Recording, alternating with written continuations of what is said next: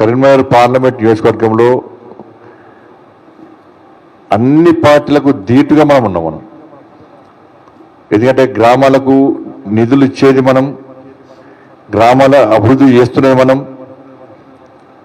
దాంతోపాటు అనేక కమ్యూనిటీలకు కానీ గుళ్లకు బళ్ళకు అనేక సంస్థలు కూడా మనం అన్ని రకాలుగా సాయం చేసే ప్రయత్నం చేసినాం.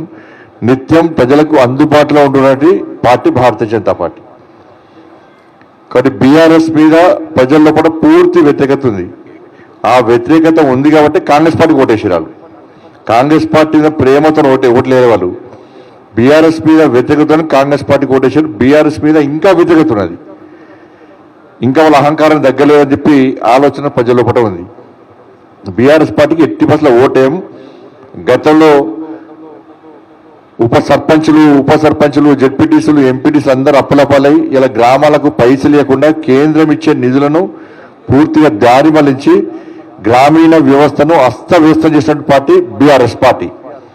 కేవలం ఎలక్షన్స్ అప్పుడు మాత్రమే వాళ్ళు గ్రామ పంచాయతీలు పట్టించుకుని తప్ప కనీసం ప్రజలు పట్టించుకునే పార్టీ బీఆర్ఎస్ పార్టీ. కాబట్టి బీఆర్ఎస్ పార్టీ పూర్తి వ్యతిరేకత ఉన్నది.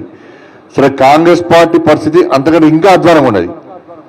ఆ రెండు పార్టీలు తెలుసు, బీఆర్ఎస్ పార్టీ తెలుసు, కాంగ్రెస్ పార్టీ తెలుసు. మా పట్ల ప్రజల పట్ల తీవ్ర వ్యతిరేకత ఉంది కాబట్టి మేము ఇప్పుడు ఎన్నికల్లో పోటీ చేయలేము అనే ఆలోచన వల్ల పడినది.